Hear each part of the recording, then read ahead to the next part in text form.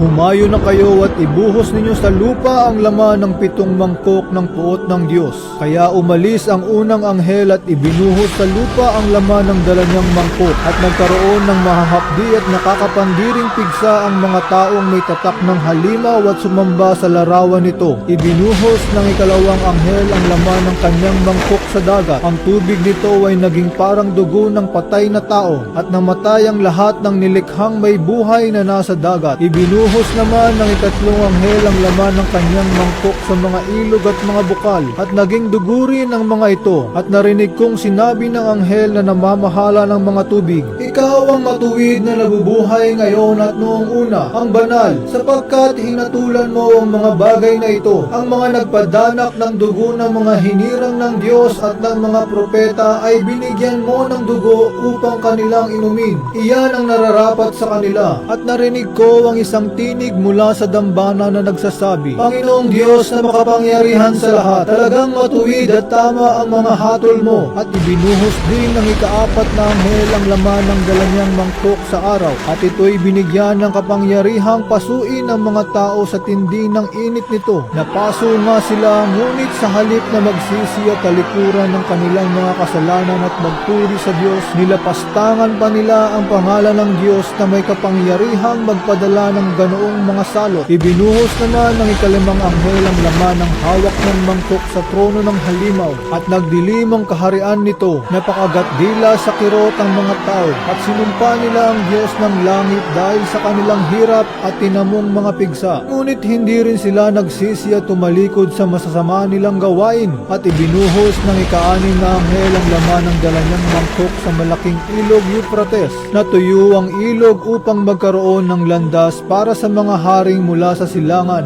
at nakita kong lumalabas mula sa bunganga ng dragon, sa bunganga ng halimaw at sa bunganga ng huwad na propeta ang 3 karumal-dumal na espiritong mukhang palaka. At ang mga ito'y mga espiritu ng mga demonyong gumagawa ng mga kababalaghan. Pinuntahan nila ang lahat ng hari sa daigdig upang tipunin para sa labanan sa dakilang araw ng Diyos na makapangyarihan sa lahat. Makinig kayo, ako'y darating na parang magnanakaw. Pinagpala ang nananatiling gising at nag-iingat ng kanyang damit. Hindi siya lalakad na hubad at hindi mapapahiya sa harap ng mga tao. At ang mga hari ay tinipon ng mga espiritu sa lugar na tinatawag sa wikang Hebreo na Armageddon. Pagkatapos nito, ibinuhos ng ikapitong anghel ang laman ng hawak niyang mangkok sa himpapawid, at may nagsalita ng malakas mula sa tronong nasa templo. "Naganap na, kumidlat, kumulog at lumindol ng napakalakas. Ito ang pinakamalakas na lindol mula pa ng likhain ng tao dito sa lupa. Nahati sa 3 bahagi ang malaking lungsod at nawasak ang lahat ng lungsod sa buong daigdig. Hindi nga nakaligtas sa parusa ng Diyos ang tanyag na Babilonia. Pinainom siya ng Diyos ng alak mula sa kopa ng kanyang matinding puot. Umalis ang lahat ng mga pulo at nawala ang lahat ng mga bundok. Umula ng malalaking batong yelo na tumitimbang ng halos 50 kilo bawat isa, at nabagsakan ng mga tao,